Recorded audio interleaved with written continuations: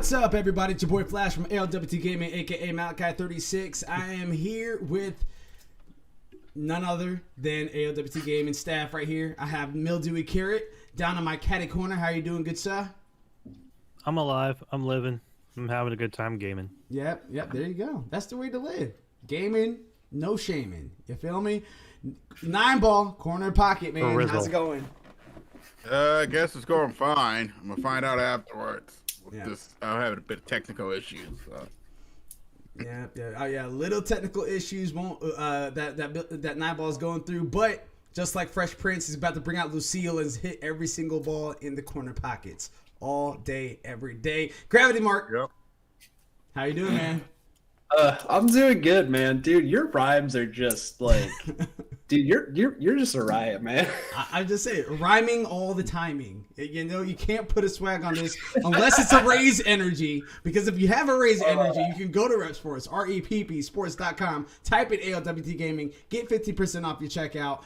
And that's your workout powders, your water supplements, all of that good stuff. I see Ohio in the chat. What's going on, Ohio? S Killed. Mildew Carrot, who's on the stream with us. What's going on, good sir? We're going to have a good time today. Guys, we have a lot of stuff to talk about. We have winners to pick today from February's winners. We have... February winners. Yeah, we got February winners for our pregnant one that's following us. Yeah, all day, every day. Exactly. Yeah, but before we jump into this epic amount of news, I have to ask you guys, what have you been playing over the weekend? What have you guys been looking for ever since the State of Play announcements, which we're going to talk about a little bit later? What you guys think about the Pokemon events? What's going on? What's on everybody's mind after this weekend? Because we got a lot of stuff this weekend.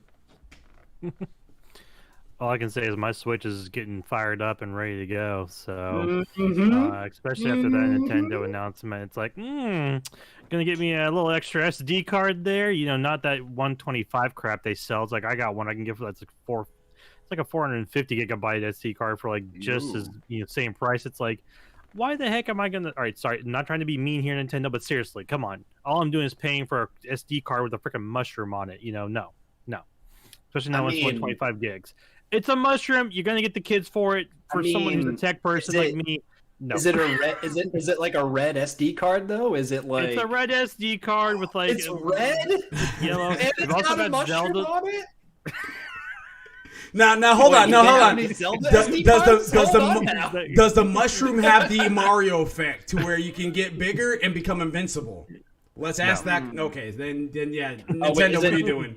I was gonna say, like, give me. You know what? Sell like one, like just put out like a green one and just have like a 1-up mushroom. like get that extra life. Oh my gosh, the raccoon. Yeah, get some Tanuki stuff in here. Come on now. Guys, if you guys are on board with this inside the chat, as far as having raccoon mushrooms on your SD cards, please send a message to Nintendo and tag ALWT Gaming to it. We're going to see if this will actually work. Probably won't. But you know what? You miss 100% of the shots you don't take, so let's take that shot, baby. You know what I mean? And tell them to make it 450 gigabytes, please. I kind of like to think that, like, just the Nintendo reps are just like, what? Just who? What? Raccoon SD cards? Do we have that in the budget? No. Can we do like a limited edition run of like 100 of them? Right. Yes, I guess. 450 gigs? Nah, make it 200. They'll be fine. 2,000. Gravity Mark, man. What have you been up to over the weekend? What's been new with you? Oh my goodness. I sadly have not been making enough time for gaming. I actually just played some Apex Legends and a little bit of Ghost of Tsushima Legends today. I doubled up on the Legends today. I was actually playing with you and Abs a little bit ago, so you know what's up. Other than that, I really have not been playing too many games. I've actually been trying to learn some Japanese, and I've been reading some more manga. So, yeah, I bought. Trying to be fancy over there. I bought all these, boys. All these. That's kindergarten level right there. Eventually, it's elementary. It's elementary. Yeah, I was gonna say, like next thing he'll get to middle school in about 5 years. Ohio just asked, how's the Japanese going? It's good. It's good. It's actually something that I've been trying to learn for like a long time. Where like I get started, and then I'm like, I just kind of fall off. And so like every time I pick it back up, I'm like, oh, cool. So like I already know this and this and this and this and this. So like it's getting like better, but like now I'm at a point where I feel like everyone just kind of hits that age where they're just like, you know what, like you miss all the shots you don't take. So At this point, I'm like, you know what? Let me dedicate myself. Let me actually like get some textbooks. Let me like get some workbooks. I bought a whole, because like all of those books actually come with like CD-ROMs with them. So like I had to like buy like an external like CD player for my computer because none of my laptops actually have it anymore because I was like, I'll never need that. But it's going good. I've almost like fully memorized hiragana, which is like the easier part of the alphabet, and then I gotta go to katakana, which is pretty much the exact same thing, except it's just different symbols, and then I gotta learn kanji, which is just all but katakana is more so for like kind of like the same sounds, but I think more for like Western pronounced words. I don't know. I'm still trying to learn. So there you go. To be continued. I applaud you for taking the initiative to do that, and I wish you the best of luck with that. Yeah. There you go. Well, thank you, sir. Yep, he is Mildewy Carrot, and he approves this message. On over to you there, Nineball. What have you been up to over the weekend, man? What's been new? Let's hear it. All right. Well, actually, I just bought not a video game, but actually a music CD for one of my favorite bands. Ooh, snap! Tell Sue. Yeah. Epica. You probably never heard of them. They are a Swedish metal band or Dutch. Yeah. I've heard the name. No, I've never. Yeah. That's about it. Yeah. I'm not going to pretend I know what that is. For me, that just sounds like an Italian dish. You know what I mean? Epica. Sounds like a gothic novel series. Okay, let me reach it. Oh, while he's reaching for that, Ohio just says, "Is it still sub if you speak Japanese?" Talk about anime. Nope. I mean, then it's just you a know what? That's subtitle. the goal. That's the dream. Yeah. That's the weeb dream. You just get to passively listen to subtitled versions like the day they come out, and you don't have to worry about reading the subtitles. You're like, yeah, I know what they're saying. Yeah, I picked. This is it. I picked that up. Epica. Ooh, Epica. Yeah. Epica. All right. Yeah. Looks pretty epic. Yeah. Does it, Gravity? I've been playing, like I said, of course, Cyberpunk. I'm gonna get through that one. Also a lot of 14 because I'm gonna reach the end. I want to hit level 80 before Endwalker launches. Heard that. Yeah, I'm like I think 67, about to hit 68. I think it levels. And also, our favorite game, Smite. Even though we've been having, let's just say, some of the champions need to Hi-Race need to just look at some of the champions, just take a look at some of them. Well, no. They don't need to look at them. They need to look at them in Joust. That's what they need to do. They need to look at them in other game modes other than just Conquest. Yeah. Tweak some of these people here.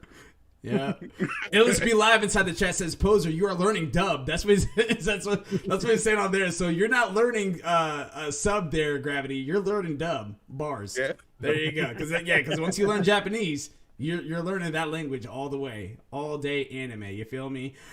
Guys, over the weekend I kind of been doing the same thing as Nineball has been. I've been playing a lot of Final Fantasy 14 this past actually everyone that's in the chat right now. Me.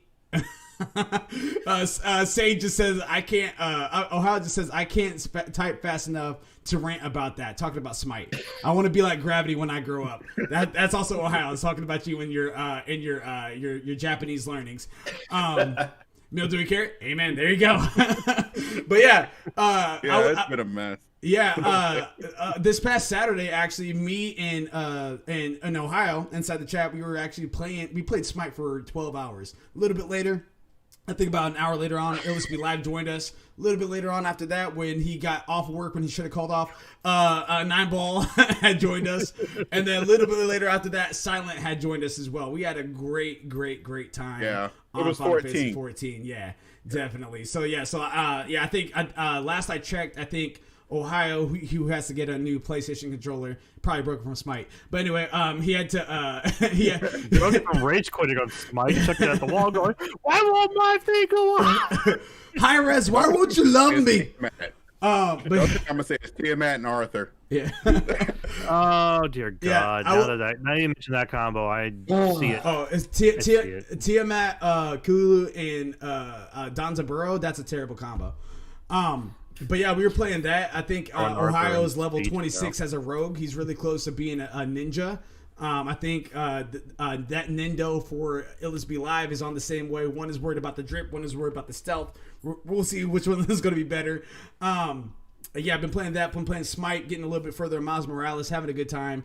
Excited to jump inside these news, so I'm not going to hold you guys in any more suspense. I'm going to pass this baton on over to Gravity Mark II because I think it's a good story to start off with. I think he's pretty hyped about it, but he also has some critiques about it too as well. Go on with the good story. Oh my goodness, man, you are not kidding on this one. Gabe Gerwin from GameSpot, quote, taking us by surprise during the recent Pokemon Presents presentation, the Pokemon Company revealed Pokemon Legends Arceus, which appears to be experimenting with what it means to be a Pokemon game. A prequel of sorts set in the Sinnoh region as Pokemon Diamond and Pearl. The game will take a different approach to structure, tasking you to fill out the region's first Pokedex at a time before Pokemon trainers. Yes, this game will have no Pokemon League, but it's not abandoning what made the original game so influential. Pokemon Legends Arceus features some of the classic characters from previous games, including Cyndaquil, Rowlet, and Oshawott. What a lineup for starters that is. Yeah. The environment appears to be more tranquil and quiet than the other games, but it's unclear if it's going to be using the same format as traditional Pokemon games. Your goal is to make Sinnoh's first Pokedex so it can be a little more mysterious than other Pokemon games too, end quote. Gentlemen. Yes. As soon as I saw these trailers drop, I sent these over like right away. I sent these over immediately. I saw that they had dropped several hours before I saw them, and I was like, oh man. I really had my hopes up that the Nintendo Direct was going to announce it, but now that I'm thinking about it, from years past, the Pokemon Company kind of has a habit of doing this, where like they'll have a Nintendo Direct, and any Pokemon fan is like, yes, it's going to be this one. They're going to announce the next Pokemon game. They're going to give us some sort of Pokemon news, and then the Nintendo Direct just doesn't give any sort of Pokemon news. And then Pokemon fans are like, oh, come on, like, what's going on? Like, we wanted something. And then maybe, like, a couple days later, the Pokemon Company will be like, oh, yeah, by the way, we're just making some new Pokemon games, so don't even worry about it. Yeah. So, but I lost my ever-loving cool here because, first of all, you gentlemen, you know me. I have played – I play and beat at least one generation out of every generation that's been released. Every single one since I was a child. I love this franchise. It's so much fun, and I'm especially the Diamond and Pearl remakes. That is something that I've been looking forward to for a long time. Now, I will say this about now getting into some of the other stuff. I'll actually hold off on my opinions because I actually want to go toss this around the table real quick. You know what, Nine Ball? What does this news do for you? What are you thinking of? What does Pokemon do for you? Does it stir your loins like it stirs mine? Okay. Real fast before we go inside that, happy, it looks like man. Ohio is kind of a little bit excited. It says, "Gotta catch him!" Oh, I didn't have to sing, but he wanted to gotta catch them all inside the chat. I'm right with you there, Ohio. Gotta catch them all. Go ahead, Nine Ball.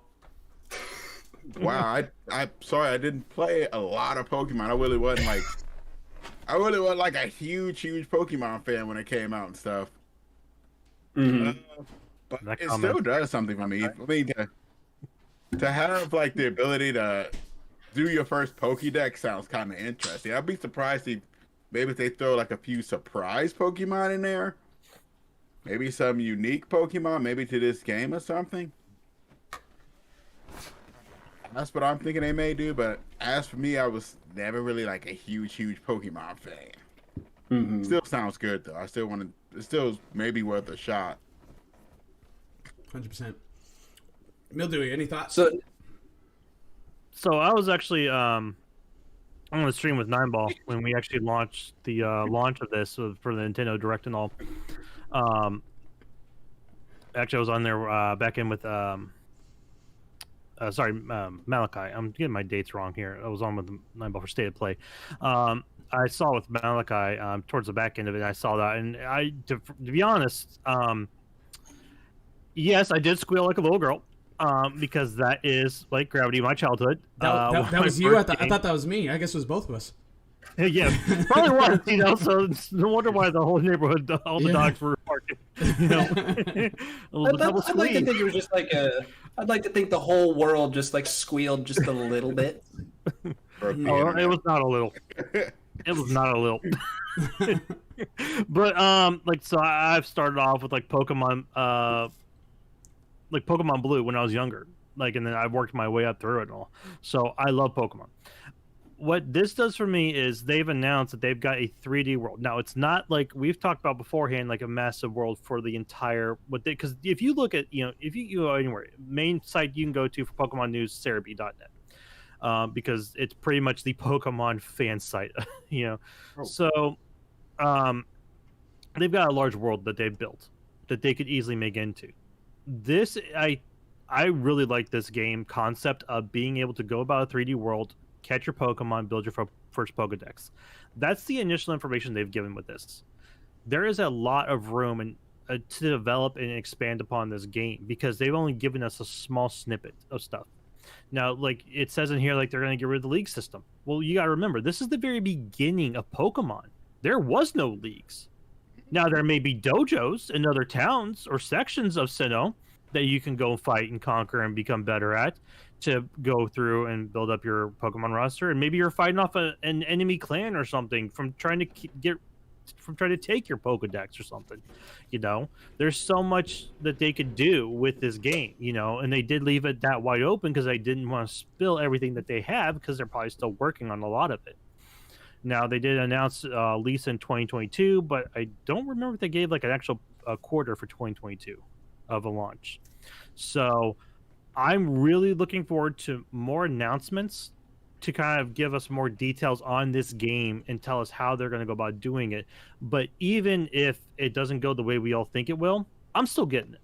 100%. This game looks fantastic and beautiful. 100%. And I also cannot wait for the relaunch of Brilliant Diamond. It's Ruby, the Sapphire. Brilliant Diamond and Shining Pearl. Yeah, Brilliant Pearl. Diamond, Yeah, Shining Pearl. All right, I thought I got that backwards. So, I cannot wait for that relaunch. Those were some really good games, and I think it kind of, especially since they're both Sinnoh region, they work well together in terms of like getting you used to the Sinnoh region again in terms of the current time, and then being able to see it then in the prequel time.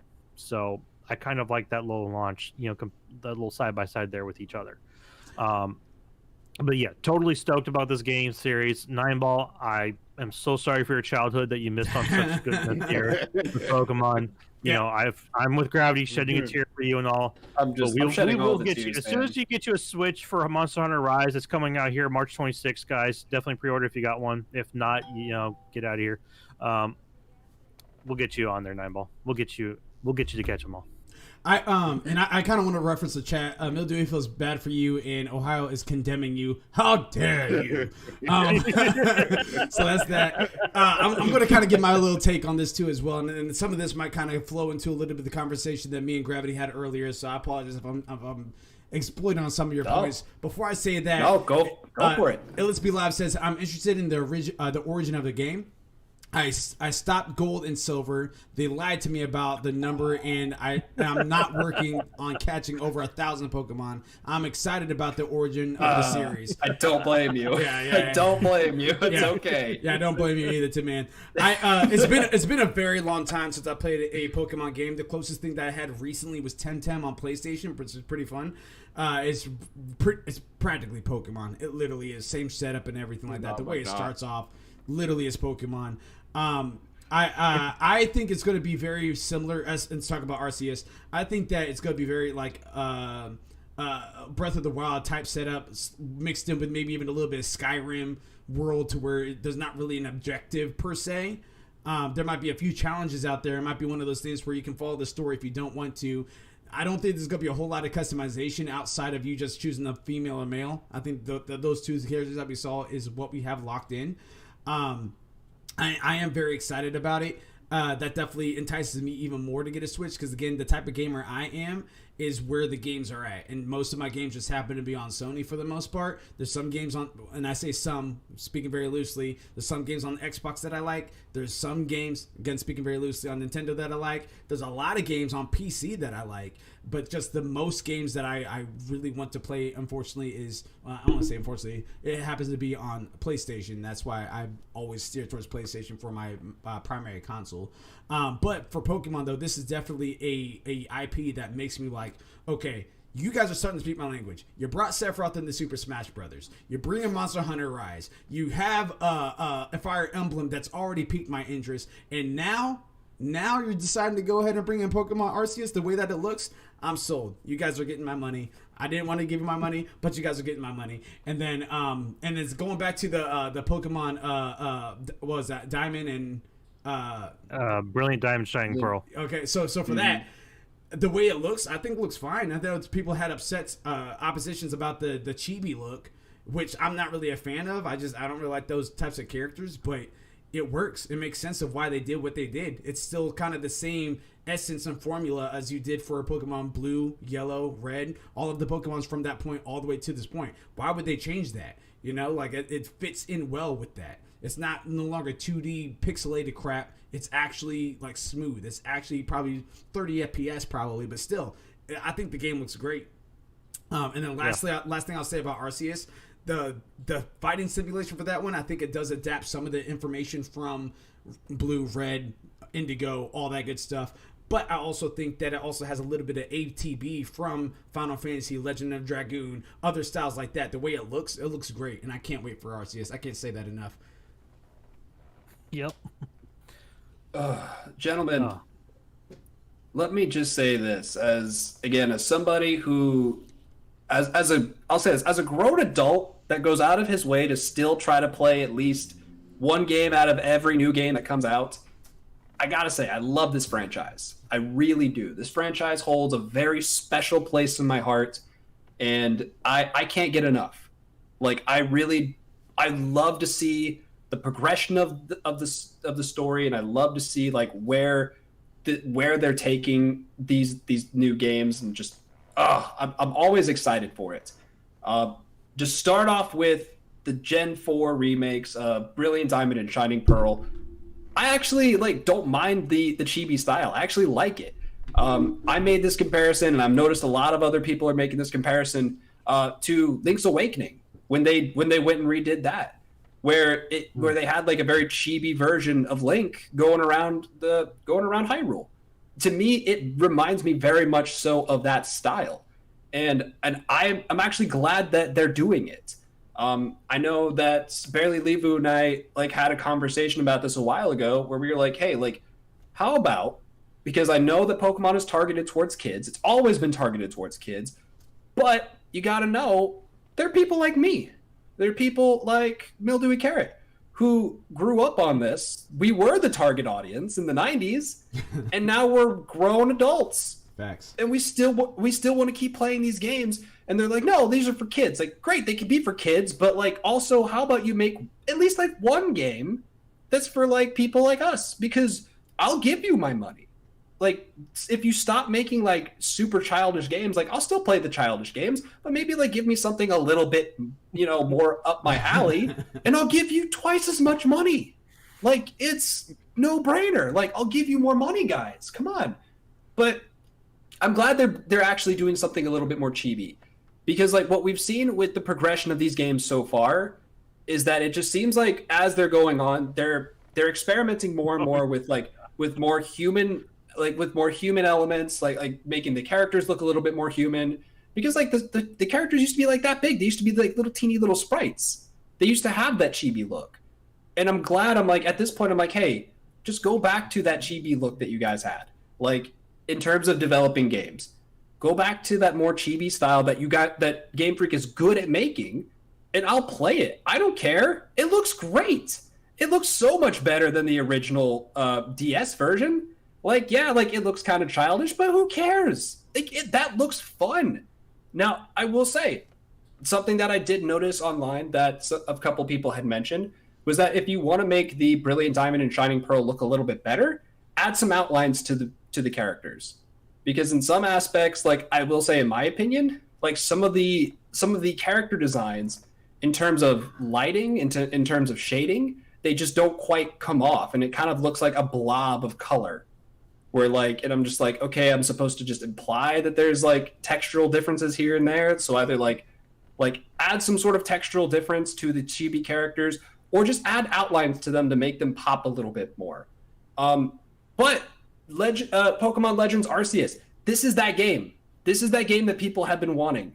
Like, this is that game that people have been always saying, like, as soon as Breath of the Wild dropped, Pokemon fans have been like, hey, I want that, but Pokemon. Like, let me run around, let me climb mountains, let me swim in the ocean, let me fly through the sky, let me do that and catch Pokemon. And I don't want to just like, you know, like in the grass. That was good. I want to be able to. That was really good, actually. It was. That was like almost pretty on. You can tell how much Pokemon he plays, you know? A lot. I have logged hundreds of hours. Did you thousands of hours. Did you catch all 1,000? Yeah.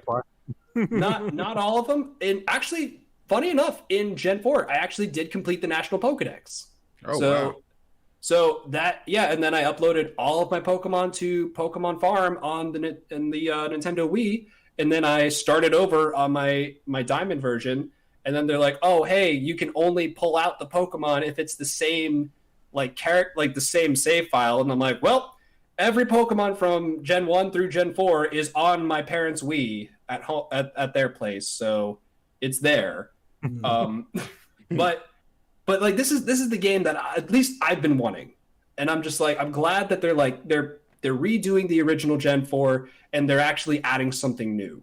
I want to interrupt for you real quick because there's a few things in the chat that was brought up that I think is directed actually towards you. So one, Pokemon Conquest wasn't childlike. That one I really haven't played or anything like that.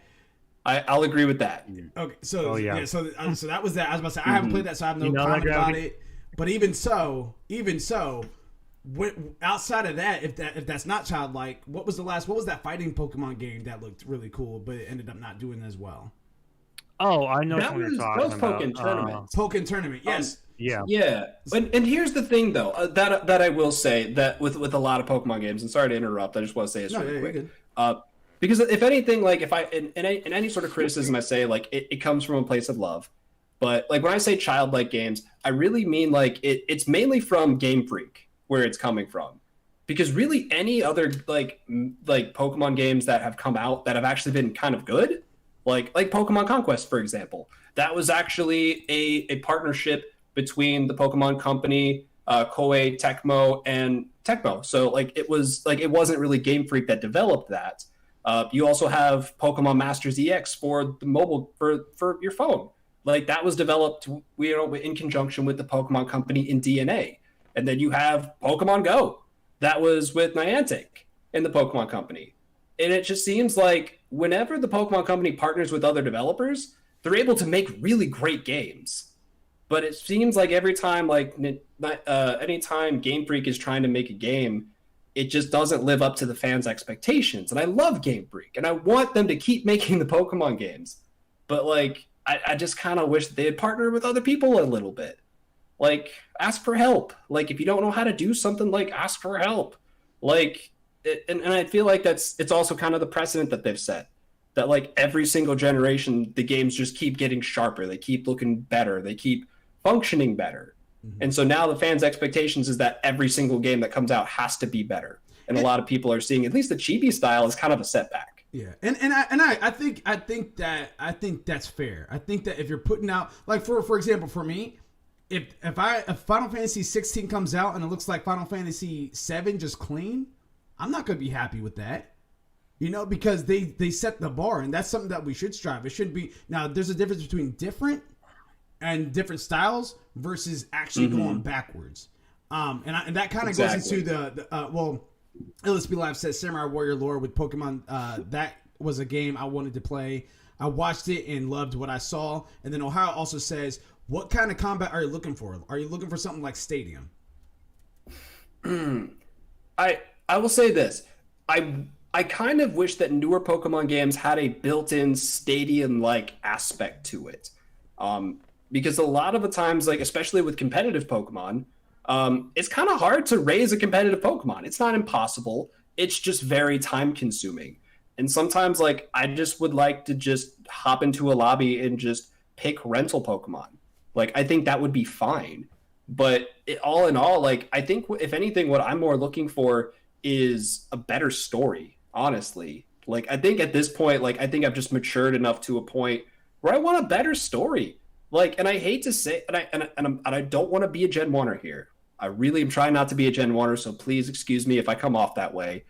But if you look at the original Gen 1 and even Gen 2, you were a very small child, like 10, 13 years old, who ended up taking out a friggin' mafia that was like taking people out, stealing people's Pokemon, and they were going to try to take over the world. And you stopped them. And you became the champion, and then you said, oh, okay, what's next? And then you just went to a mountain and just stayed up there until the next iteration of you beats you. Like, and I loved that. Like, I kind of want that type of story. I want the story to be better. I want Pokemon to stop holding your hand and treating me like I don't know how to play Pokemon. Because I know Mildewy Carrot has brought this up in the past. Like put in an option to be like, hey, are you familiar? Like, do you want to walk through? No. Okay, cool. Here we go. We'll just throw you in. Like do something like that. Like Pokemon Dark Souls. Yeah. Yeah, give me Pokemon Dark Souls. Why not? Souls. Why not? Man. That would be insane. Raichu would shoot you. That. Yeah, Raichu would just shock you one time. Dead. You know, Blastoise. Machamp. What are you talking about? Blastoise is going to blow you away, man. 100%. Guys, if they come out with a Pokemon Dark Souls, you guys heard it here first at ALWT Things Gaming, episode 38. We're calling it now. Yeah, definitely. We definitely can talk all day about Pokemon for sure, especially with RCS. Like that. Yeah. But I was about to say we still got 4 more stories to get into and draw the winners for our February content. I'm going to talk about the state of play review. We're only slightly passionate about Pokemon, guys. Just a little bit. Just a little bit. Adam Bankhurst from IGN says Sony has given us a brand new state of play that aims to give us a look of what the future holds for both PlayStation 5 and PlayStation 4. Here's every new announcement from the state of play, including Final Fantasy VII Remake Integrate, a deep dive for Returnal, Kenna Bridge of Spirits, release date, and more. So the games that they showed, and this is how I want to do this, guys. We're each going to pick a game that's on this list that you are going to pick about. So if you choose one game, you're going to talk about it. Okay. My first pick is going to be Sifu. That's my pick. That's the game I want to talk about. 9-Ball, what game do you want to pick that you want to talk about? Returnal. Okay. What about you there, Mildewy? I gotta talk about Kenna. I understand. And you there, Gravity? Oh goodness. What's left? You know what? I'll talk about. You know what? Let me talk about Solar Ash a little bit. Solar Ash. All right. Dope. So, the games that were shown off at the event, and you guys are welcome to go back to our previous stream and watch it. I know the stream itself of our reaction video, which is Mildewy Carrot and It's the 9-Ball. You guys can see that all on our Twitch, or go to the YouTube.com, or go to our website itself at www.alwtgaming.com. you guys will see the reaction. The review afterwards, which is the next day, unfortunately is chopped up because of technical internet issues that we had previously. But as you guys can see, we're back up and running. Good to go. The games that they had talked about were the following. Final Fantasy VII Remake Integrated. Kenna, Returnal, Oddworld, Crash Bandicoot 4, Knockout City, Sifu, Solar Ash, Five Nights at Freddy's, and Deathloop.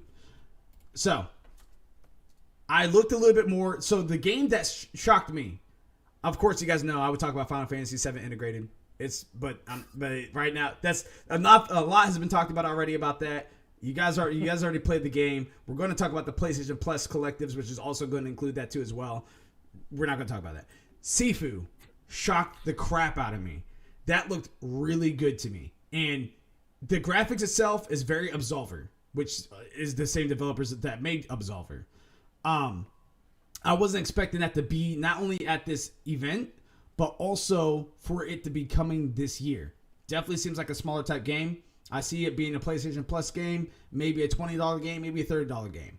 But it looks good. As I was looking into it, it's like the Ip Man of gaming. So you're fighting all these different guys. You're doing different parries, all this stuff. It looks really, really good. And for anyone else that has another reference of Ip Man, it's IP Man from Netflix with Donnie Yen or Donnie Yen. Is it Donnie Yen? All right, but anyway, it was the Kung Fu master that is he's an actor. It looks great. And every time you die, because I was making a theory about this, but I looked into it, and it looks like every time you die, you get older. That's what it is. Every time you die, you get older. I don't know if that means that you have an X amount of lives until you have to start all the way over. I don't know if that means you have an X amount of lives until you have to go to another checkpoint. We'll have to see. I got to see if there's going to be story content there. There probably is in order to explain your aging when you die. We'll have to see. But it looks really good. And I cannot wait. Yes. I have. It reminded me of it was a very little game. It really wasn't that big, but it was on Steam a long time ago. It was called To Ash. Okay. This was a game where you started at level 100, and as you went through the game, you actually leveled down. Mm-hmm. So you had to make it to the boss before you got too weak to win. So it's like a speedrunner's paradise, isn't it? It was kind of interesting. That's what I got. It was kind of interesting because having your character start at its max level, and as you fight more and more villains, you take more and more injuries, stuff like that, your character begins to get weaker and weaker. It sounds kind of like that. I wonder if it's going to be kind of like that in a way to where if you keep dying, you just get older and older, you get weaker and weaker, and if you die too many times, you might not be able to win. Yeah, we'll see. Because, I mean, like you guys saw at the end of the trailer, he's pretty much Master Shifu. Like, it was at the end. It was very unique. It was different. And I can't wait to see what 2021 has to offer for that game. Let's go on over here to, and obviously we're going to try to keep this quick just because of all the news that we do have. Let's go on over to the 9-ball. Let's talk about Returnal, man. What's up? Oh, to me, it looks fantastic. It looks like a horror version, or like an alien horror version of Groundhog Day, to where if you die, you just keep repeating it over and over again, and it's roguelike too, so it looks simply amazing. It's what I really want to try it out. The gameplay looks fantastic on there, and it looks like a unique and pretty original concept to it. Like I said, the roguelike aspect really adds to it. The simple fact that when you die, you're gonna just start over, but start an entirely different game, plus seems to have psychological elements in there. I haven't looked too far into it yet, but from what I've seen from it, it really looks really impressive. And I think it's going to do well. I mean, there is like with Resident Evil in them, and with all these Silent Hill rumors I keep seeing, there is a huge audience for horror and sci-fi horror style games now. So I think it'll do pretty well for it coming out now. There you go. Do you think that has anything to do with more people like streaming those games on Twitch? Where like it's kind of like maybe people who wouldn't have actually given those games a shot, maybe actually watching other people play through them actually might be a little bit more enjoyable, might get them into it a little bit more? It could be that, but There's always been a market. It's just never been a huge. It's never been a huge thing for it due to the fact that EA a long time ago was trying to eliminate single player games for a while back there. Plus, two, it's not horror games is kind of hard because of the simple fact it's not really a games of live service style. It's very hard to do that. I mean, there's some like Phasmophobia. Yeah. Five Nights at hopefully new Five Nights at Freddy, but where they can keep going in. But most of them are pretty much a single player focused game. It makes it a lot harder to, let's say, get more and more money out of it. But besides trying to put in microtransactions, which sometimes it just hinders the game, like Dead Space 3 and well, I ain't gonna go into that. The resource thing. That was you just didn't touch it. Everybody knew. It's like we're not gonna touch that. Yeah. Before we get on over to the next segment on this one, LSB Live says 3D roguelike! Exclamation marks, 6 of them. Then he says, I think it may be that it's random and it's quick. Every gameplay is different, and people may not have the time for deep dive games. That's what LSB Live had just mentioned inside the chat. So there you have it. Kenna, which AKA is under the accolades of Mildewy Carrot. Talk to us. Oh, I would go on a tangent rant about this game. It is beautiful. What Ember Labs did here is, just from trailers alone, is fantastic.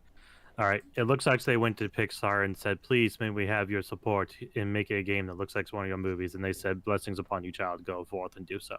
The gods of Disney have smiled upon you. Exactly. Mickey Mouse said, oh, it's okay, kids. And literally, like, it is beautiful.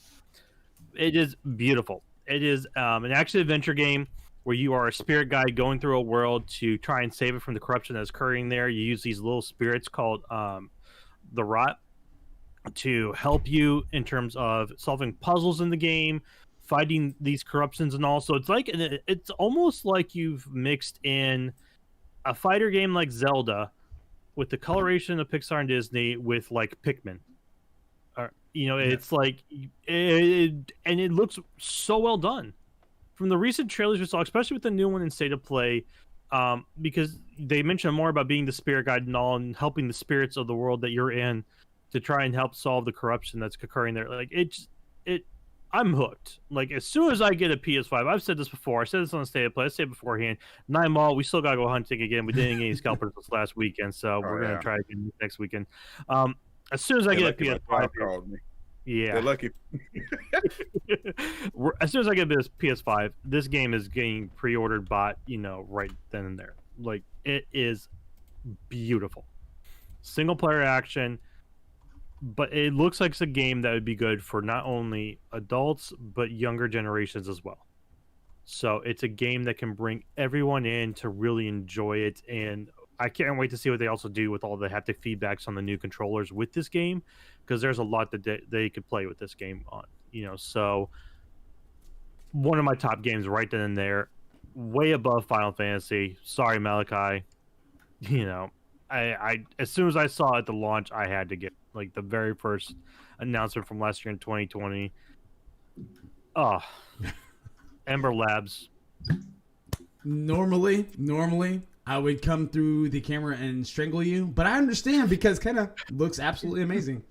Hey. I was about to call you. If it's not Final Fantasy, it's Kenna. You know what I mean? It's not Final Fantasy, it's Kenna. Gravity, Ashes of Solar of Ashes. Talk to us. Oh my goodness, gentlemen! I don't know about you, but this game actually kind of like it struck a chord with me. Well, first of all, I'll say this. I absolutely love the movement style in this game. It looks so much fun. I know there's some people who will say that they weren't huge fans of flow motion in Kingdom Hearts like 3D. Like also as like Neil, do we care? Did you like when you played Kingdom Hearts 3D Dream Drop Distance? Did you like the flow motion movements? Oh, there was times I had to tell myself, no, I need to stop and walk around and actually talk to people. I mean, flow motion. It's kind of like a new aspect in a way-ish. Depending upon if you haven't played certain games, I want to point out Sonic kind of uses a semi-flow motion in terms of the running capability for constant movement. And then if you've never played the game series, you need to go pick it up and play it. Gravity Rush. Oh my gosh. It uses lot of flow motion capabilities, and where I got my name, man. It is a beautiful game series. Gotta play it, but no, I'm with you right there. Like, I love the flow motion capabilities, being of constant movement and everything. So I am a huge fan. I am a huge fan of I'm a huge fan of just constant movement, or at the very least, like just different styles of movement. And this game like really kind of spoke to me a little bit, because I'll say this, in terms of like story and plot, it didn't really seem too thick, and I definitely love me a good story. I love me a good plot.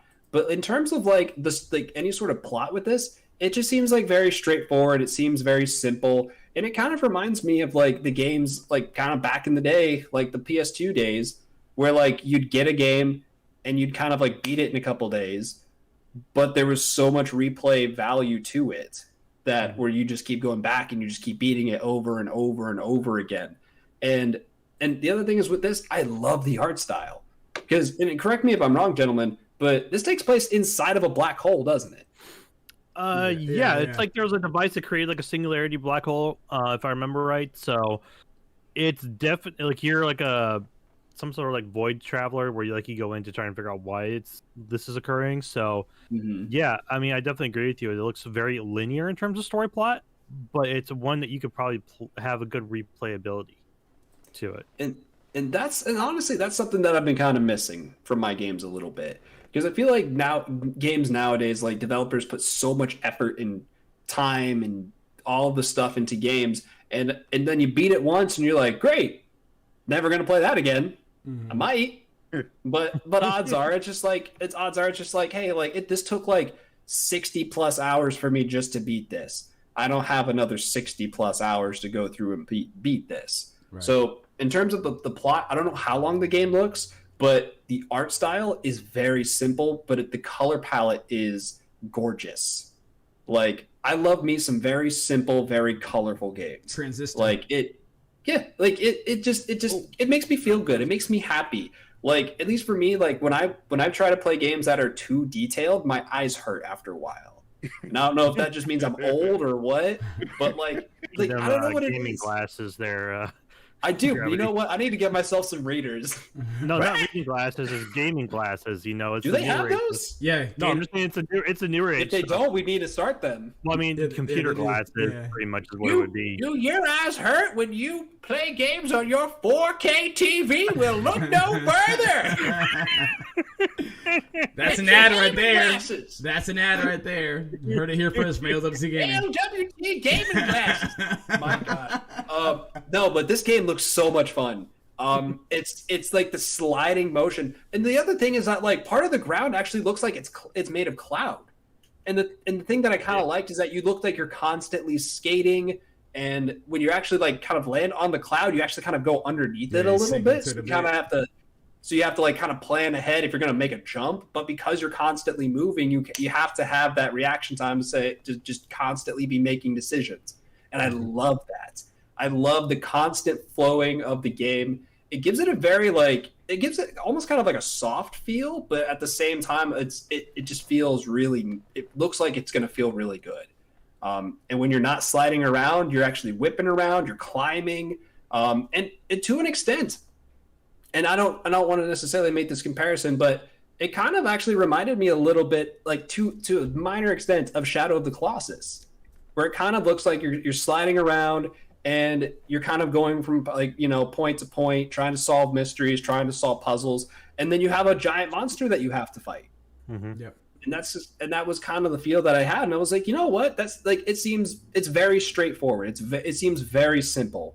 It's not it doesn't feel like the developers are trying to trying to sell you on it. Like it doesn't feel like a Cyberpunk where they're like, hey, you come on, samurai. You know you want to play this game, samurai. It feels like they're just like, hey, it's a game. The movement's going to be very flowy. The art's going to be really great. And like the premise is going to be pretty straightforward. And at the very least, that was something that I was really looking forward to. Do you know what's not going to be so flowy? Story number 3 is where no more renting Sony, no more renting. We're going to talk about that here in a minute as we're about to go ahead and pick our winners. That's what time it is, guys. Go ahead and give me a drum roll, please. Yep, we're going to go and pick our winner for, you guys going to see some editing here. Oh, look at that. I didn't even have to do that. There we go. Bam. All right. So again, this is for anyone that is currently following us on Instagram on Twitch. Again, it's a free. It's free to do our follow. We definitely want to go ahead and give a shout out again for all of our followers. We have 70 different followers right now. Of course, we're going to be striving for 100. So if you guys have any friends that have Twitch or would like to get a Twitch or even want to try to win a $50 gift card of their choosing, make sure that they are going to ALWT Gaming or on our Twitch page, which is www.twitch.tv/ALWT Gaming. And everyone except for Hilo. Hilo actually has an additional 2 entries for his previous sub this past February. So definitely first and foremost, we want to give a round of applause for all of our followers and subs. Thank you guys. We appreciate you guys. We love you guys for sure. But I've been kind of dragging this out long enough. Let's go ahead and spin it to win it. Let's go, baby. I have one problem with this. I don't see my name on there. We're excluded. And let's see who the winner is. Joe, man.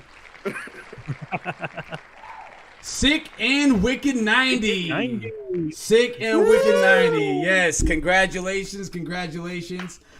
Wicked make that was 50. There you it's not go. The 90, 50, but There you go. Yep. So we'll be reaching out to you momentarily, so that way we can try to go ahead and get you a $50 gift card of your choosing. Thank you again for everyone that has been tuning in. Of course, we're going to be choosing a winner for March. We're going to be choosing that for March.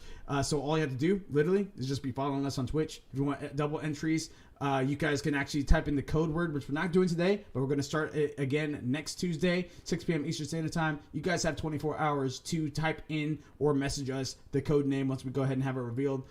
Or you guys can sub us. If you guys want to pay for submission, by all means, you're welcome to do that. Or you can be smart with it and get Prime, Amazon Prime. You guys have Twitch Prime. Just link it together and get a free sub to any channel of your choice. If you guys want to use it for us to get yourself the 2 extra entries for a $50 gift card, by all means, we will welcome that. If not, make sure you guys use it at one of these other beautiful gamers Twitch channels like Mildew with Carrot, like It's the 9Ball. And if it's not for anyone from ALWT Gaming, go ahead and use it on another Twitch streamer that you guys support and love because it's free. So you guys, it's just money sitting on the table. Might as well give it to another Twitch streamer. But yeah, there you go. Congratulations again, Sick and Wicked. Story number 3. No more renting Sony. No more renting. Eddie Macic from GameSpot says Sony Interactive Entertainment has announced a major change to the PlayStation Store, confirming that it is removing the ability to rent and purchase TV shows and movies. This change goes effect on August 31st, 2021. Vanessa B., the head of video business for PlayStation Store, has said the change comes in response to the growth from subscriptions and ad-supported services instead of a direct purchasing or rentals. We've seen tremendous growth from the PlayStation fans using subscription-based and ad-based entertainment streaming services on our consoles. With this shift in customer behavior, we decided to no longer offer movie and TV purchases and rentals through PlayStation Store as of August 31st, 2021, Lee said. All of the movie and TV content you already bought or rented from the PlayStation Store from PS4, PS5, and mobile devices will remain available after the change. However, after August 31st, users won't be able to rent or buy further TV or movie content. Guys, what's going on here? I mean, it makes sense, to be completely honest. I mean, you've got a lot of ad streaming services out there. Or ad streaming services. Wow, Mildewy. You've got a lot of services for streaming. You've got Hulu, Netflix, you've got the new Peacock systems, you got Apple TV, you've got Disney Plus, you've got the DC, they got their own one. There's so many streaming services now to where they're probably seeing a very heavy drop in them and people buying stuff or renting stuff directly from them when mom and dad have already got a subscription to Netflix, Hulu, Disney, whatever, and then they just install the app on their PlayStation and just watch the stuff from there or buy it through those apps. So they're probably seeing a heavy decrease in it, to where they're like, all right, why are we going to bother keeping the licenses or keep trying to get licenses for stuff to buy or rent on here when there's really no one who's going to do it, because they've all got these other apps. And like I said, it's not because they themselves have gone out to buy it. It's probably because, like I said, mom and dad, or maybe your brother or cousin or aunt or uncle who's let you got their login and all, you're just loading in on there and then watching stuff from there.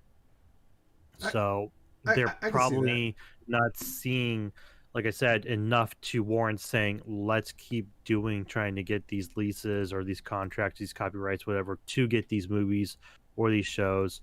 We're just going to cut our losses and say, all right, it's been a good run. Whatever you've got on there will stay on there, unless it's like a rental or something, then that kind of disappears after its time frame. But if you bought it, you bought the license, that's cool and all, but we're cutting the shop at this time frame, because it's really not worth it. And I agree.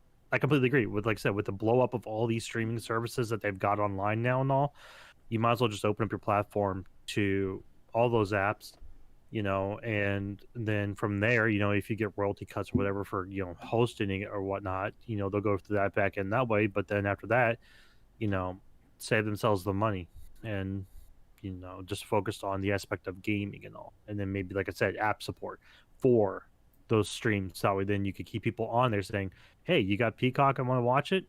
Download it on PlayStation. You got Hulu, download it on PlayStation. We'll be here so you can watch that stuff. So I really think, in terms of a business move with the current way that the government, the way society is nowadays, I think it's a smart move. I'm going to let someone else go first, because mine was a negative approach. I see what you're saying, but and maybe I'm just looking at it at a different angle, because I did take advantage of this a couple times. It's been a while, so maybe my mindset is a little dated. But I have a more of a negative approach on it, to where it just was a little bit of a disappointment from Sony on that point. But I'm gonna let one of you guys take it. If does anyone else? I mean, not because you're 100% right there, Mildewy, 100% right. But does anybody else agree, or does anyone else disagree, or like, what are your guys' thoughts about that? I'm mixed, but I'm more towards against them shutting down the market. I've bought several things from there before. Sometimes I like to own certain things. If I watch something and I particularly like it, I usually go out and support it. Like, let's say they have let's say it's an anime or something I may just buy the entire series of the anime instead of having, let's say, it be on Netflix and then it gets pulled off Netflix and then you want to watch it but you don't have it. Mm-hmm. Like, for example, the CD I got, actually, that I showed you at the beginning, it's on Spotify, but I like the band a lot. I'm a huge fan of Epica. I've always been a fan of Epica. So normally I will buy their CDs as to support the band as well.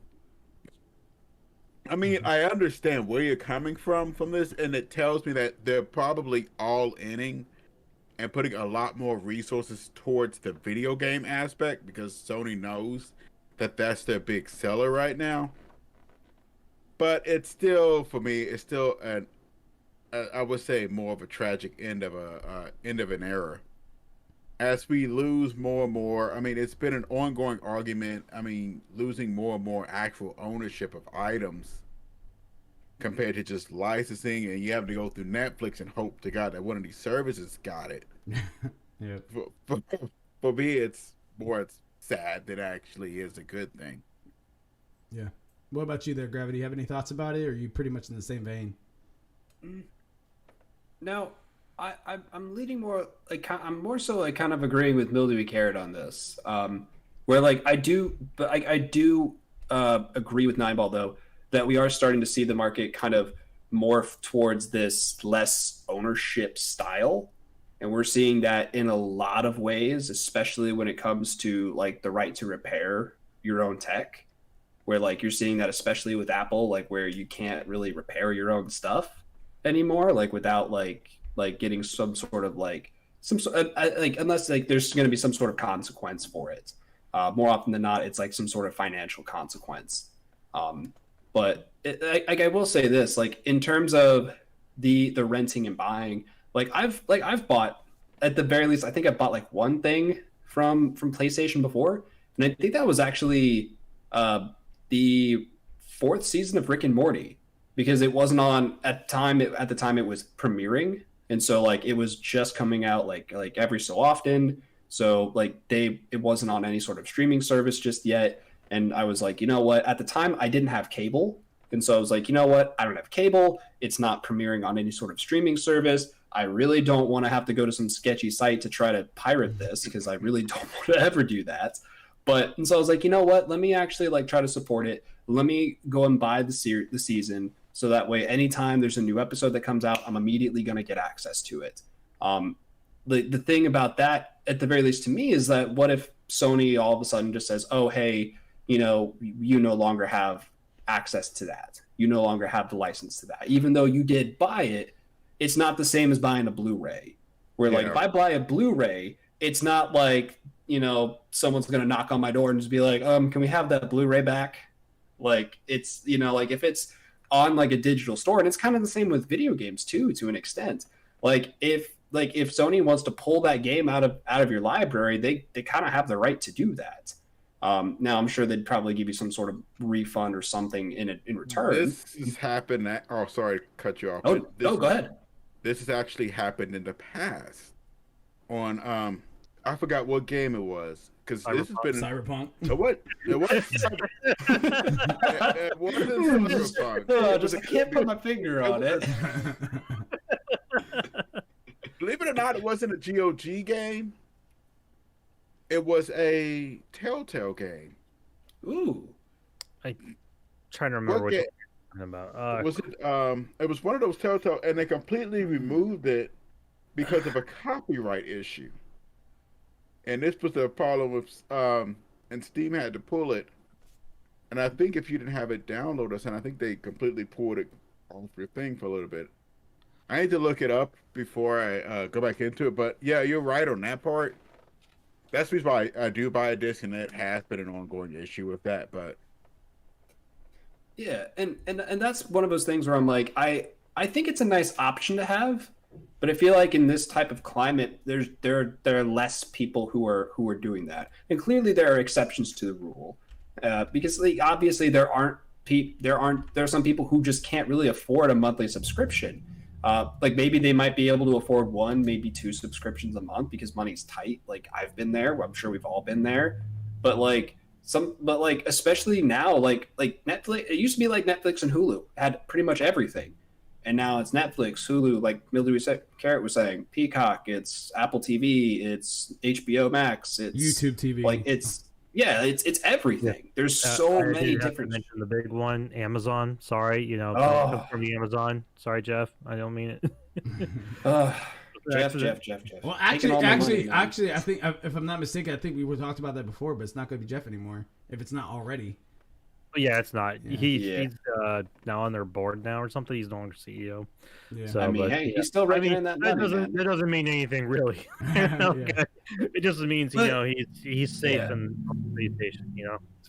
Yeah, but like, and I do kind of like I guess like echo Mildewy Carrot a little bit. Like we're kind of like in a climate now where for the most part we're not really seeing that, and I feel like if anything, this is kind of like it's kind of like a remnant, or at least kind of like a halfway between streaming services where they are now and like Blockbuster Video or Family Video or like whatever your local video store is.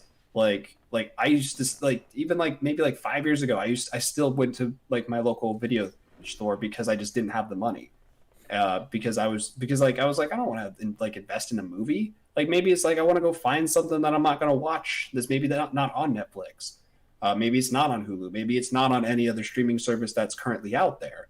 But I feel like renting and buying like from PlayStation or even Microsoft for that matter is kind of like this weird in between where I'm like, for me, like if it's gone, I don't really care. Like I'm perfectly fine with it disappearing and it going into the void. But it sounds like you Malachi have a little bit of a differing opinion, and I'm actually really interested to hear that. Yeah, and mine, and that's why I said that my viewpoint might be a little dated, and I say that because I did take advantage of this a couple times. I was able to watch Advent Children after years of seeing it at my buddy Silent's house. Like, I mean, I watched it before that, but then I watched again at his house like several times. It was a lot of fun. Then I was able to go ahead and kind of like on one of my days off, was just kind of cycling through the PlayStation Store just to see what they had. Saw Advent Children. I was like, let me relive that nostalgia.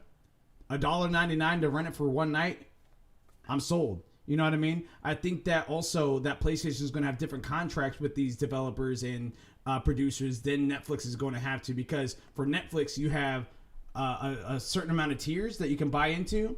As far as PlayStation, it's case by case depending on what item it is that you're trying to purchase or rent out. So I think that with that being said, the likelihood of what I'm trying to find is going to be on PlayStation versus me having to guess if it's on Hulu or for a limited time or Crunchyroll for a limited time. Well, actually not Crunchyroll because that's a little different, but Netflix or Peacock or anything like that. Like I can almost guarantee you that if I have a movie or a series I'm thinking of, bam, go to PlayStation, I'm able to find it. Now, will I have to pay a little bit for it? Yeah, but I don't know. I think that's kind of where I'm at with that. I right now I do own Advent Children in my library as we speak, so I can actually go back and watch the Japanese version if I wanted to, just by powering up my PlayStation 4, PlayStation 3, PlayStation 5, PlayStation Vita, and I'll be able to just go ahead and watch it right then and there wherever I'm at. I'm not going to be able to have the access to store maybe even smaller apps depending on what device I'm on. I might already be maxed out on storage already, and another 100 megabytes is not going to cut it, you know. So I don't know. I was a little indifferent about it. I think that that's a tool that is accessible, and that is something that you're kind of crippling the service from, in my opinion. But again, my opinion is dated because I haven't. Now, me saying that in the same vein, when was the last time I rented from there? It has been a while. So that's why I'm just like, I do agree with Mildew's point. My feeling about it is not exactly there yet. I might even rent out of protest this before this whole thing starts going into effect. Hurrah. Yeah. One last there we go. You're going to take my money. You're going to like it. I will revitalize this with my own. Yeah. You know what? I feel you. I'm going to watch Greek at 1 a.m. Like, but I'm going to say this. I definitely agree with yours and Nineball's points there, Malachi. Like, you know, I'm definitely one person who likes to own stuff. You know, I've talked about my box sets, you know, me buying the stuff that I really like. If I like it, I'm going to support it. I'm going to buy it. You know, I understand that. I'm also looking at the point of, like I said, you know, we're in a digital age nowadays where also people are, you know, even though they're like, you shouldn't share accounts and all, I'm pretty sure a lot of people are sharing accounts now to where, yes, you may think that they're paying something for it. What are you talking about? How dare you? I would never share an account. We're not doing it. Never. How dare you? But it's to the point where people are doing this to where they're really not paying anything for it. So they're taking what they can easily get for free or be able to like work out deals. I was like, hey, you've got Netflix, I've got Hulu. You want, you know, so it's sad. I definitely agree. Because I do like owning stuff. You know, I like having it in my hands. You're saying, this is mine, my precious, mine. Yes, Dieball reaches for efficacy, you know. But I agree with it. But I see where they're kind of coming from. Kingdom Hearts 3 tin box set. Yeah, yep. And that's the thing. You're coming from a business standpoint. I'm coming from convenience, and that's what it is. And I hear you. Like I said, I really hear it because I like that convenience too. I mean, now me personally, I've never taken effect of the PlayStation Store at all. But You're the culprit. Like I said, yeah, I said forget it. Cut it. I definitely don't see it on that aspect of with all this stuff that's being pushed out and all. They like I said, they are probably looking on the back end saying, we like the convenience, we like the capability of it, but when we're going red in it because no one's taking advantage of that convenience because they've got mom and dad's Netflix account, they've got their Amazon Prime account, they've got all these other accounts and all.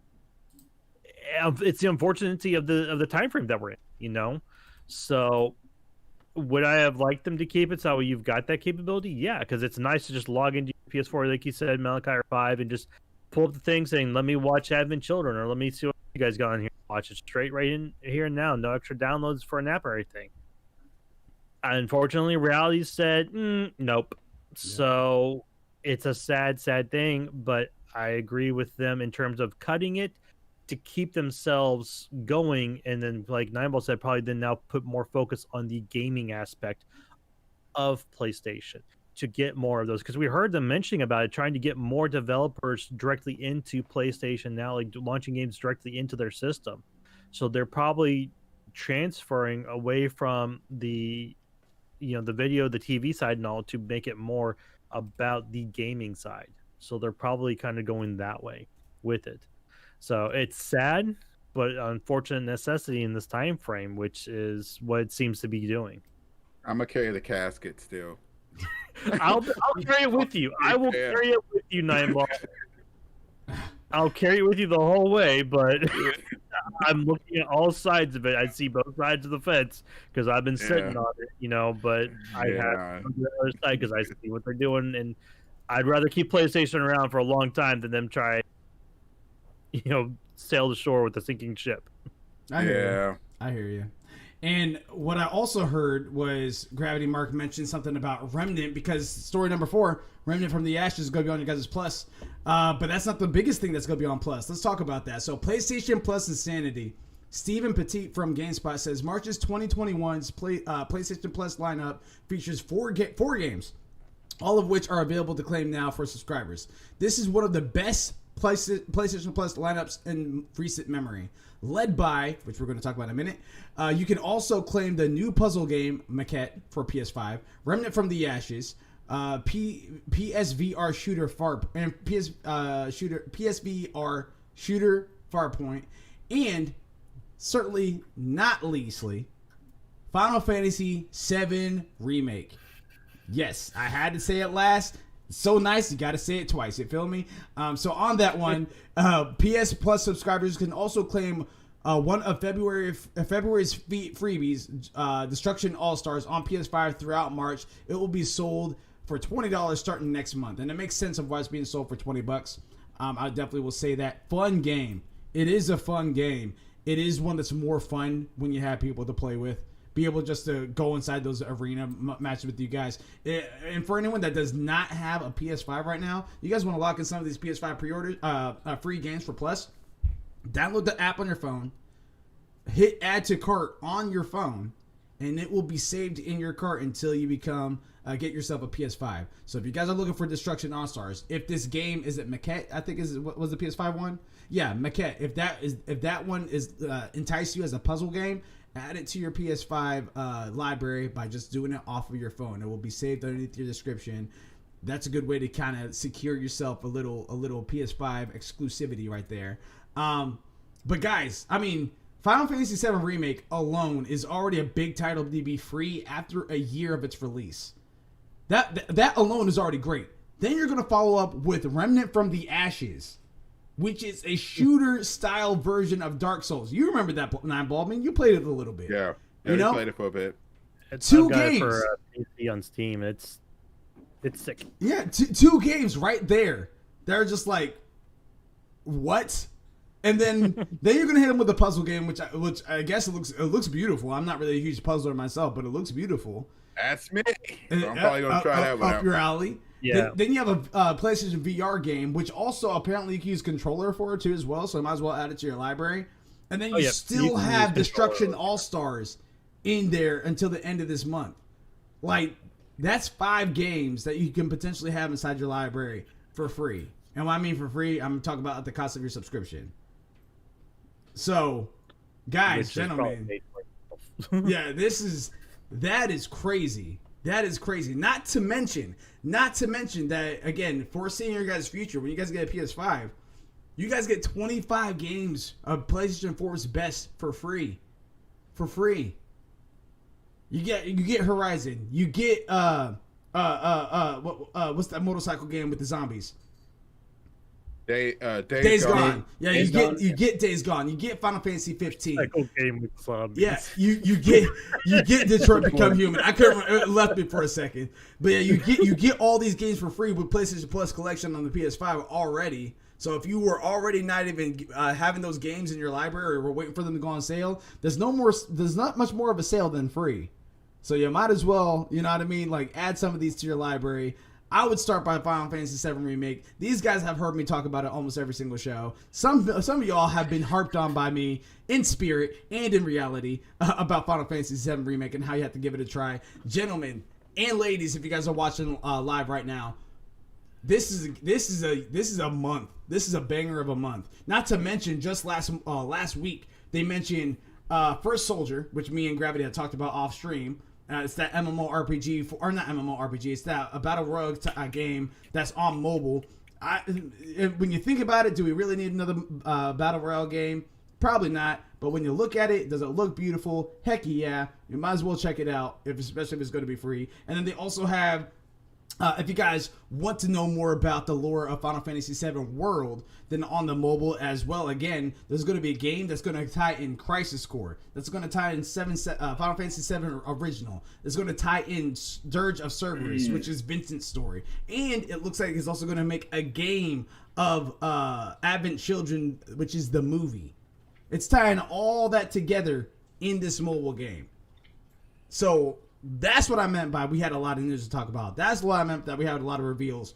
Gentlemen, where are you guys at here? Are you guys as hype as I am about this PlayStation Plus for March, or is it just like well, we'll see what it looks like? Where's your guys' hype levels at? It sounds pretty good, actually. I mean, it's an excellent launch for them.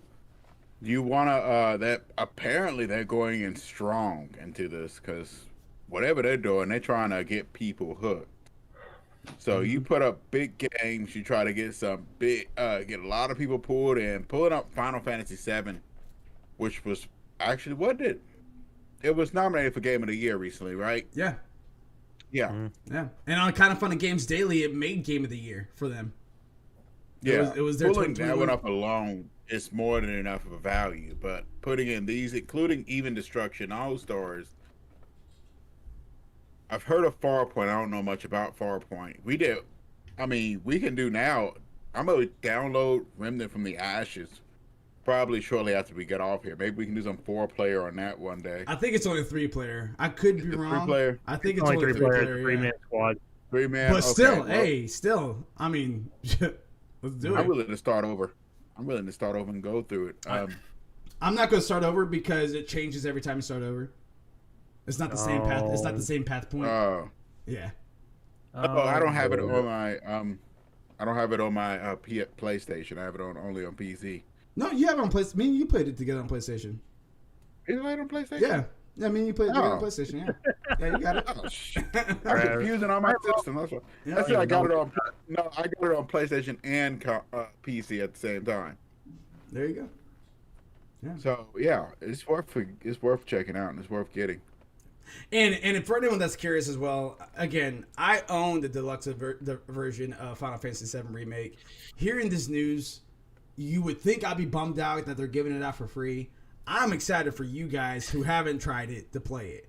That's where my hype level's at. I enjoyed the experience last year when it came out. I didn't waste any time, and I'm glad I didn't waste any time. I paid the price, and it was worth it. Now, all my buddies that were never really into the series or really into that story or even understood that story, now they can try it for free? Come on. You know what I mean? What more can you want? What more can you want? And if they like it, they love it, they might be Final Fantasy heads after that. Or if they hate it, or if they're just like, it was okay. You know what I mean?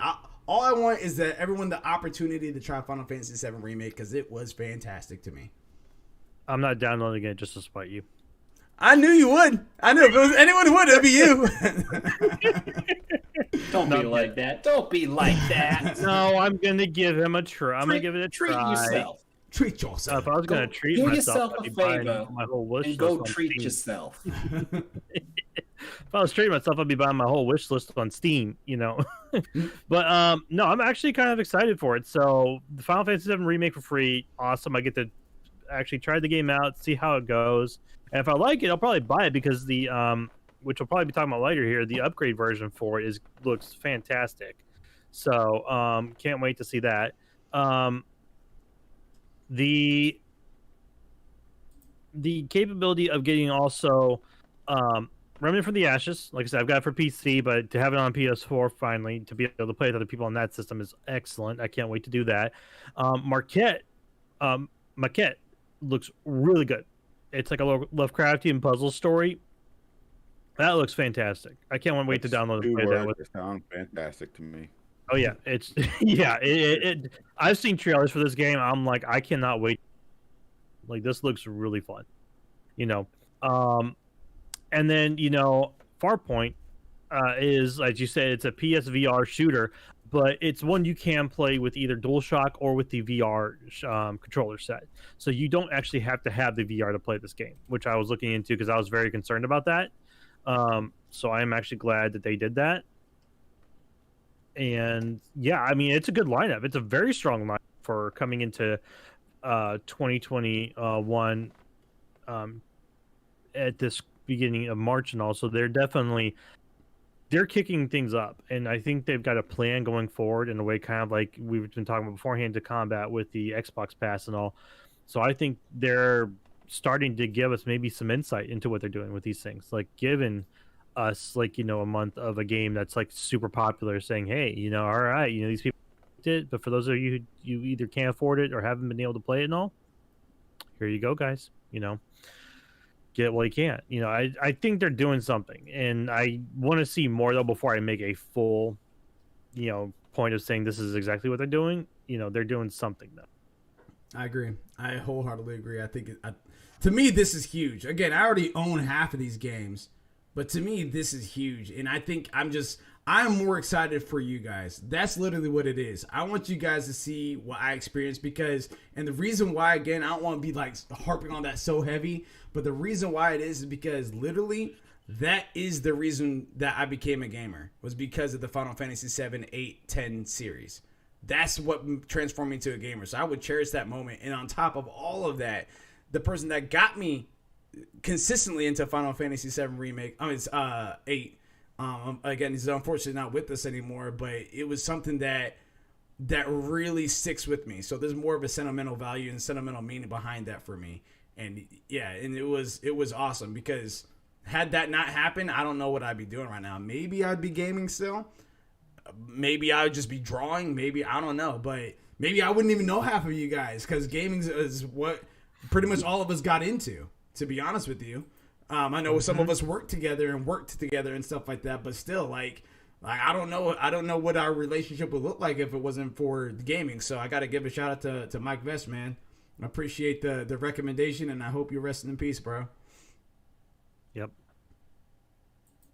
And Gravity, what is this? Yeah. Oh my goodness, I have just been absorbing a lot of this. One thing I will say, PlayStation does a really great job of maybe having a couple months with PlayStation Plus where it's where the games are okay, that's fine, that's cool. I wasn't really planning on playing that game, but maybe I'll play it someday. But I've said this in the past, I've ended up with really great series games that I've gotten for free with my subscription. I've gotten all of the Uncharted series. I've gotten all of the BioShock series. Every now and then, the month, some months you're just okay, cool, fine, whatever. But then they'll have really great bangers of a month and just be hey, here's a top-notch AAA game. There you go. And I think that what they're doing is absolutely great with the titles that they're releasing, especially for Final Fantasy VII Remake. And I was actually the one that was kind of salty about this because I was the one that was oh man, I got paid for it already. But correct me if I'm wrong here, Malachi. Were you saying that if you paid for it, you do get the PlayStation 5 upgrade version, or does that not happen with this free version? Is it only the PlayStation 4 version? Now here's the thing: not only do you get the PS5 version for free, but your save data transfers over with it. So and that's with this new with this one for PlayStation Plus. Well, no. If you bought it, if you didn't buy it, and you're getting the Plus version, you get to experience the base game, and I believe that is it. I don't think you can upgrade to the PS5 for free. You would have to buy it. Sony and Microsoft have both said that at the very beginning before all this had happened. So if you get the game for free, understandable. Yeah, if you get the game for free, you cannot upgrade to the next gen for free. Still, even the base game though. Have you seen it? I mean, obviously you've seen it. We've all seen it. It's gorgeous. It's amazing. And I have a really strong suspicion that there's a reason that they're dropping Final Fantasy VII Remake now. Yep. You read my mind right there. I have a really strong suspicion, and it was especially because I actually wasn't really too aware of this actually until just today, with Final Fantasy VII: The First Soldier. Now, again, do we really need another battle royale game? Not really, but at least for me, I'm more of an action RPG kind of guy. I like to get up close. I like to smack you with stuff. So when it comes to Fortnite and stuff, I actually was actually getting back into Fortnite when they had lightsabers. And I was even hey, if you just kept some sort of melee combat weapon other than a pickaxe that was maybe a scaled down, a debuffed version of a lightsaber, give me that. I'll go in and I'll wreck kids in Fortnite all day if I have that. and that's kind of what First Soldier seems like. Granted, I'm not super glad that it's going to be for mobile. I hope they eventually get some sort of console port for it, but that there's that. But I have a feeling that there might be a very strong reason that they're releasing Final Fantasy VII Remake now on PlayStation Plus, and I think it's because of a lot of the plans and a lot of the games that they have planned coming up for with Square Enix with Final Fantasy VII in general. Because you do have the Final Fantasy VII Remake Integrate. You do have Final Fantasy VII: The First Soldier. And the one that I'm the most excited for is Final Fantasy VII Ever Crisis. Yep. Because that one, holy crap. I didn't know it had all of the, every Final Fantasy VII storyline tied together. It has the original Final Fantasy VII story. It has Final Fantasy VII Advent Children. It has Before Crisis Final Fantasy VII. It's got Crisis Core. It's got which one was it? I can't remember. Dirge of Cerberus. Yes, that one. Yeah. It looks great, and I have a feeling that they might be releasing Final Fantasy VII Remake on PlayStation Plus at the very least, the bare minimum base game, just so that way people get maybe accustomed to the game. Maybe people who, like you said, who aren't familiar with the Final Fantasy franchise. I gotta get them in the door. Let's show them what's available, and then once they're through the door, be like, oh, by the way, we have all these other really awesome games. You didn't get a chance to play Crisis Core? Here you go. You didn't get a chance to sob, cry your eyes out with Crisis Core. I won't spoil what happens. I mean, granted, the game's super old, so yeah, you kind of had your chance. Even in the original, they even listed it that particular catastrophe that happens in 7 Remake or 7 Original is one of the most famous deaths in gaming history. It is. Yeah, it is. Absolutely. This news with the games this month definitely gets me excited. I love having my PlayStation Plus subscription. It's mainly for months like this, mainly specifically for months where they're just hey, here's a banger of a month. Here's some really awesome games for you. We're gonna be oh, what, for me? Why, thank you. Why, thank you. I'll just add that to my library for free. I mean, granted, you have your subscription, but still, the money that I have put into my subscription versus the value of these games does not even compare. Yep. I have gotten straight up $60 games for free with this subscription. It's amazing, and I don't want to feel like a Sony pony, but granted, I don't care. I love video games. I go where the video games are. That's what we do here. At least we try. Exactly. At least we try video games. We try everything here. So here's it's my definitely prediction. gotten me excited. Yeah, I'm right there with you. And here's my prediction. They have PlayStation Plus for 7 Remake, right? They announced the mobile game Ever Crisis and First Soldier. They announced that both at the same time, which was last week. They did that at the same time. I think this June, we see a trailer for Final Fantasy VII Remake Part 2, 2023. Or even 2022. They've been working on it. We'll see. I have a suspicion it'll be 2023, but because you don't want to have them too far apart, and they already have the formula that they have down. It just comes down to story content and how do they want the open world aspect to look. I think that's where the challenge is going to come into play, because it does get some open world right there. It gets pretty open world-ish, but we just got to see what is going to happen with this. I also think that them integrating Yuffie's chapter in there, very interesting, because again, that's as LSB Live was saying previously on the stream when we had before. He was also on the reaction, by the way, for anyone that was curious as well. He's just like, they introduced a lot of the soldiers from Dirge of Cerberus. They introduced the main villain of Dirge of Cerberus, and then Yuffie as well is very like, she's a Japan favorite. She's very popular in Japan, and her attitude is different than the original 7. She's more bubbly, cheery, playful, and the other one, some people thought she was very annoying. I thought she was annoying when she stole my materia. I mean, that's a little spoiler. I love Yuffie. What are you talking about? I love that bubbly nature.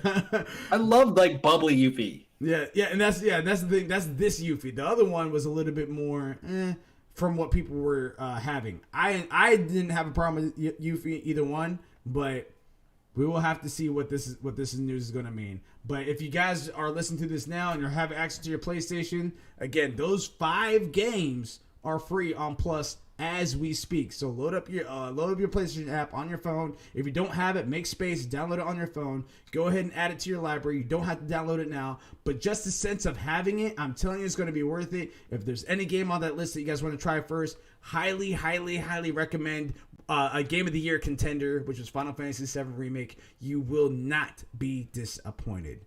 You are going to get your money's worth, and in this case, it is free. So you might as well go ahead and go in, because I'm telling you right now, man, oh man, that is a game. But you know it's also a game, Final Fantasy VII Remake Integrated, as we've been talking about. When Steve Watts says from GameSpot, Square Enix has shared more details about the Final Fantasy VII Remake Integrated, including the story info on Yuffie DLC episode. The company also outlined some of its enhancements and new features on the PS5 port. The Japanese publication of Game Watch, translated via Gamatsu. Actually, did I say that right there, Gravity? Now that you're taking your classes and stuff. Gamatsu. Okay, cool. Gamatsu, yeah, it's like that. Explains the background of Yuffie and her partner, the new character Sanan, and he's not really canon like this. Well, he's canon now, but he wasn't canon in the original. The two are elite operatives for Wutai and are dispatched to Midgar to steal the ultimate materia from the Shinra company. Yuffie herself is a ninja who uses shuriken weapon. Yuffie is the commanding officer to Sanan. Though he's older, and he said he had trained under Yuffie's father. The new episode starring the pair will take place over 2 chapters. Okay, so a lot of content right there. First, as the two hook up with Avalanche, and then the Shinra heist attempt. Yuffie has both short and long range combat capabilities, and she performed special contextual actions like breaking Shinra boxes and crossing a wire fence. The Yuffie episode will require a separate purchase, but upgrading to the PS5 integrated version from your PS4 copy is free, and you can carry over your previous save data. The PS5 version will feature new lighting effects, fog effects, and some upgraded resolutions. You'll also be able to choose between the 4K graphics mode and the 60 FPS performance mode. And the new photo mode will let you angle colors and exposures. So that kind of answers a question that me and ALWT Live were kind of talking about previously. I was expecting it to be the DLC was going to be a paid DLC. ALWT Live was expecting that to be a free upgrade period. It looks like from what I read, and correct me if I'm wrong on this, but it sounds like that you still, even if you have a PS5, still will have to buy the Yuffie DLC. I'm fine with that. I'm perfectly fine with that. It looks great. I can't wait to try it out. There's some stuff that they put in there as far as saying like team abilities, team combos. So you'll see there's like a little trailer where Sanon is holding Yuffie on the spear and he throws Yuffie and she goes out and does some attacks and stuff like that. There's another one he's holding on a spear and he's spinning in a circle and she's doing stuff with her shuriken. It looks awesome, and that's feedback from the fans.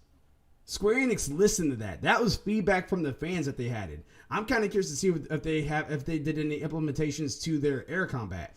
I never had an issue with the air combat. I thought it was fine, but there's so many other people that had an issue with the air combat. So I'm kind of curious to see what that's going to look like.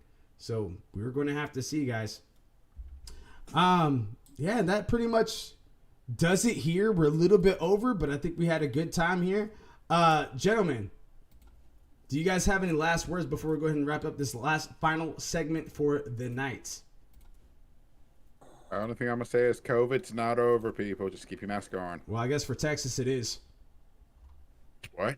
Yeah, I guess they lifted it up to where you don't have to wear a mask in Texas anymore. That's Oh, great. Texas. So if you guys are in Texas listening right now, please be careful. Still wear your mask. I know you don't have to, but the stats are still not changed, so not exactly the smartest thing to do. We care about you. Yeah. And it's because we care. Yeah. Oh, amen. Yeah. Amen on that one. Mildewy, anything you'd like to say to the peeps? Get your game faces on, guys. 2021 is going to be a game central year. It's going to be 100%. glorious. 100%. I agree with that. And Gravity. stay safe while you do it too. Gravity. I said this in our all day anime segment, but I'll say it again. Just get out, go ahead, try something different. Go ahead, try to learn something new. Pick up a new skill, learn something new. Even if it's just like a little thing, even if it's playing a game maybe you've never played before. Maybe you're someone who doesn't like horror games, and maybe, just maybe, you should maybe give them a shot. Maybe they're just not that bad. And with that, we're going to... I'm just kidding. Maybe also pick up a Pokemon game if you've never tried it, Just saying. If you just give it a shot. I don't know. You just need a Switch, little sword and shield. I know. There you have it. Well, like I said, we went a little bit over today, but of course, make sure that you guys are checking us out for gaming content on YouTube, Twitch, Facebook, Instagram, Twitter, everything like that. We go ahead and post little funny memes. We go ahead and give you guys posts the gaming news that you may not know about, or you might just want to talk about. Of course, we can be reached at leastwetried.gaming@gmail.com. You guys can also check out our website, www.alwtgaming.com. Make sure you guys also follow us on Twitch at www.twitch.tv/ALWT Gaming, and patreon.com, which is patreon.com/ALWT Gaming. Make sure you guys are supporting us there. You guys can also get some merchandise from our Streamlabs, which link is actually on our website as well underneath the About Us. If you click on that link, it will take you to the merch tab. You guys can buy yourself a hoodie, a shirt, a mug, or a face mask. Make sure you guys check us out. So this Thursday is going to be Smite Night all day, pretty much. I will be joining in on the ALWT Gaming page at 8 p.m. Eastern Standard Time. Prior to that, you guys may see a little something from Mildewy Carrot's page over there, which is Mildewy Carrot on Twitch TV. It says www.twitch.tv/Mildewy Carrot. That's MILDWY Carato. Carrot. Make sure you guys are checking that out. Not this Saturday, but next Saturday, Sin segment. And guess what we're streaming, guys? Valheim. A game. Valheim. We got to pick it up. We're going to be doing a 9 to 5 segment. What? Yep. Hold on. Rewind. Malachi is going to play Valheim with us. Oh, certainly. 9 to 5. I'll give it $8 for Valheim. Right. See what it's like. All right. I was going to say, bets down for how long that lasts. We'll see. All I got to say. I'm going to join this one. Oh, you need to. 2,000% joining Yep. this one. Are we? Let's do it, man. Yep, Let's get Oh, I it. should probably So so if you you guys- here in a minute, then getting I'll free buy set it and free tonight. downloaded. Yep, there you guys go. So if you Amen. guys want to see ALWT Gaming doing some Valheim, make sure you guys are checking us on our channel. 9 to 5 segment, which means 9 a.m. until 5 p.m. Eastern Standard Time with an hour lunch break in between. Yeah, that will pretty much do it for us here. Of course, if you guys are going to get refreshed, make sure you guys go to RepSports, REPPSports.com, type in the ALWT Gaming at checkout, and get 15% off, 15% off your Raise Energy. Until next time, everybody. See you Thursday. Peace, love, and hair grease. Control, alt. Complete. Complete. Complete. Later. Peace.